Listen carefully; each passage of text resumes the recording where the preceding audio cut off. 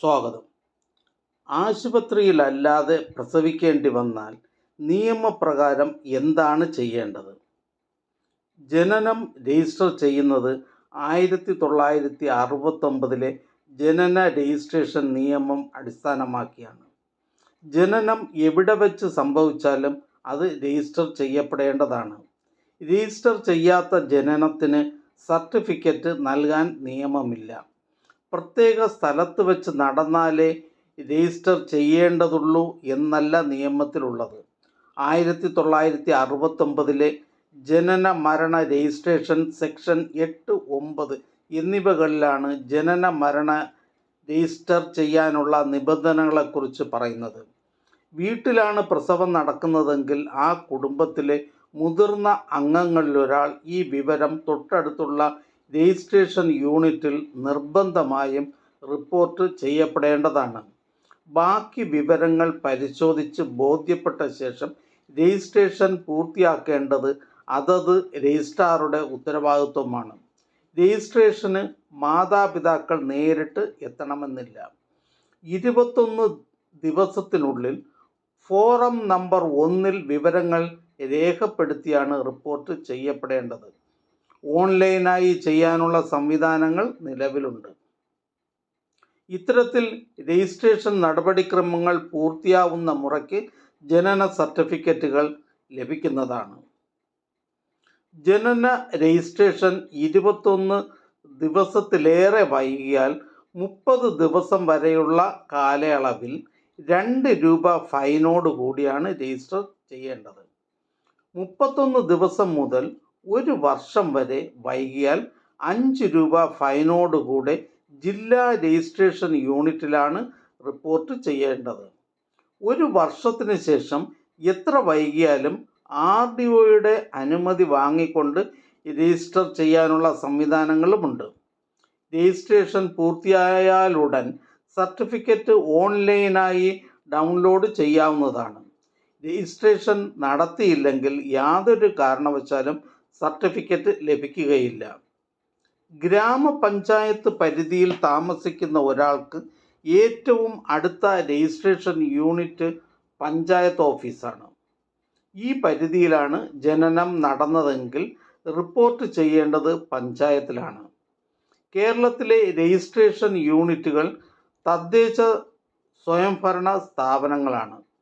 കേരളത്തിലെ 944 ഗ്രാമപഞ്ചായത്തുകൾ, 85 നഗരസഭകൾ, 6 കോർപ്പറേഷനുകൾ, ഇതുകൂടാതെ കണ്ണൂർ കൺട്രോൾമെൻറ്റ് ബോർഡ് എന്നിവയും രജിസ്ട്രേഷൻ യൂണിറ്റുകളാണ്.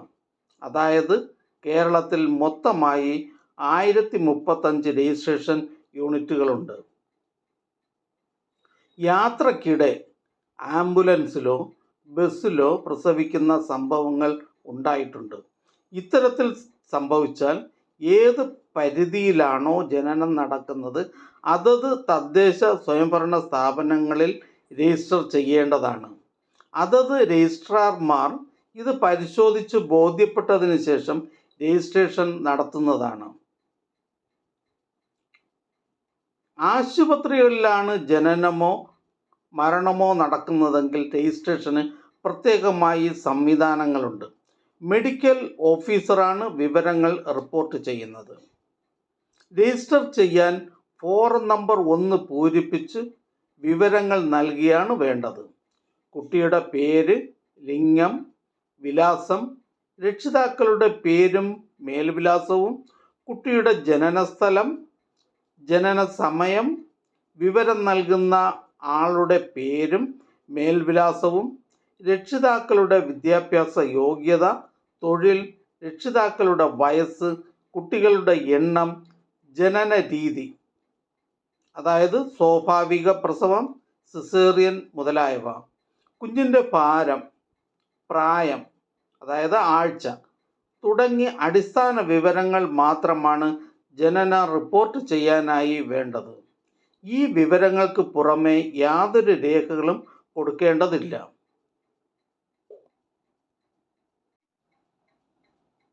കുട്ടിയുടെ പേര് ചേർക്കാതെ രജിസ്റ്റർ ചെയ്ത ജനനങ്ങളിൽ 1 വർഷത്തിനകം സൗജന്യമായും അതിനുശേഷം 5 രൂപ ലേറ്റ് ഫീ ഒടുക്കിയും പേര് ചേർക്കാവുന്നതാണ്. 1970 മുമ്പുള്ള രജിസ്ട്രേഷനുകളിലെ തിരുത്തലുകൾക്കും ചീഫ് രജിസ്ട്രാറുടെ അനുമതി ആവശ്യമാണ്.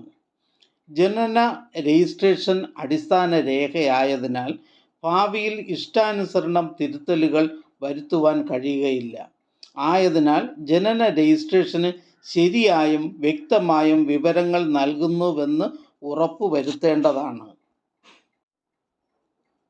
ജനന രജിസ്റ്ററിൽ പേര് ചേർക്കൽ, അതായത് ജനനം രജിസ്റ്റർ ചെയ്തപ്പോൾ പേര് ചേർത്തിട്ടില്ല എങ്കിൽ മാത്രം അപേക്ഷിക്കേണ്ട വിധം 5 രൂപയുടെ കോർട്ട് ഫീ സ്റ്റാമ്പ് പതിച്ച് നിർദ്ദിഷ്ട ഫോറത്തിൽ മാതാപിതാക്കൾ സംയുക്തമായി അപേക്ഷ നൽകേണ്ടതാണ്.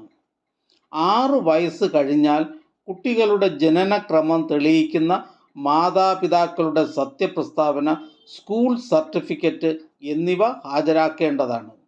1 വർഷം വരെ സൗജന്യമായി രജിസ്റ്റർ ചെയ്യാവുന്നതാണ്. തുടർന്ന് 5 രൂപ ലേറ്റ് ഫീ നൽകേണ്ടതാണ്. വിദേശത്ത് നടന്ന ജനനങ്ങളുടെ രജിസ്ട്രേഷൻ 1956 സിറ്റിസൺ ഇന്ത്യൻ കോൺസുലേറ്റുകളിലെ രജിസ്ട്രേഷൻ ചട്ടങ്ങൾ പ്രകാരം ഇന്ത്യൻ പൗരന്മാരുടെ ഇന്ത്യക്ക് വെളിയിലുള്ള എല്ലാ ജനനവും ഇന്ത്യൻ കോൺസുലേറ്റുകളിൽ രജിസ്റ്റർ ചെയ്യേണ്ടതാണ്. കുട്ടിയുടെ മാതാപിതാക്കൾ ഇന്ത്യയിൽ സ്ഥിരവാസമാക്കണമെന്ന ഉദ്ദേശത്തോടുകൂടി ഇന്ത്യയിൽ തിരിച്ചെത്തിയ തീയതി മുതൽ 60 ദിവസത്തിനകം അവരുടെ ഇന്ത്യയിലെ താമസ സ്ഥലത്തെ യൂണിറ്റിൽ അപേക്ഷിക്കേണ്ടതാണ്. കുട്ടിയുടെ ജനനം സംബന്ധിച്ച രേഖയോടൊപ്പം ഇന്ത്യയിൽ സ്ഥിര താമസമാക്കാൻ ഉദ്ദേശിക്കുന്നു എന്ന സത്യവാങ്മൂലം 100 രൂപയിൽ കുറയാത്ത വിലയുള്ള മുദ്രപത്രത്തിൽ ഒപ്പിട്ട് ഹാജരാക്കേണ്ടതാണ്. ജനന രജിസ്ട്രേഷൻ സമയത്ത് കുട്ടിയുടെ പേര് തെറ്റായി ചേർത്തത് തിരുത്തുന്നതിന്, അതായത് കുട്ടിയുടെ പേരിലെ ഇനിഷ്യൽ വികസിപ്പിച്ച് തിരുത്തി നൽകുന്നതിനും സ്വീകരിക്കേണ്ട നടപടി: മാതാപിതാക്കളുടെ സംയുക്ത അപേക്ഷ. പ്രായപൂർത്തിയായ കുട്ടിയാണെങ്കിൽ കുട്ടിയുടെ അപേക്ഷ. തെറ്റായ പേര് ചേർക്കാനിടയായ സാഹചര്യം വ്യക്തമാക്കുന്ന മാതാപിതാക്കളുടെ സത്യവാങ്മൂലം. പേര് ചേർക്കുന്ന കേസുകളിലാണെങ്കിൽ സ്കൂൾ രേഖ നിർബന്ധമായി ഹാജരാക്കേണ്ടതാണ്. തെറ്റായ വിവരം ചേർത്ത കുറ്റം രാജിയാക്കുന്നതിന് 50 രൂപ കോമ്പൗണ്ടിംഗ് ഫീസ് നൽകി അപേക്ഷ നൽകാവുന്നതാണ്.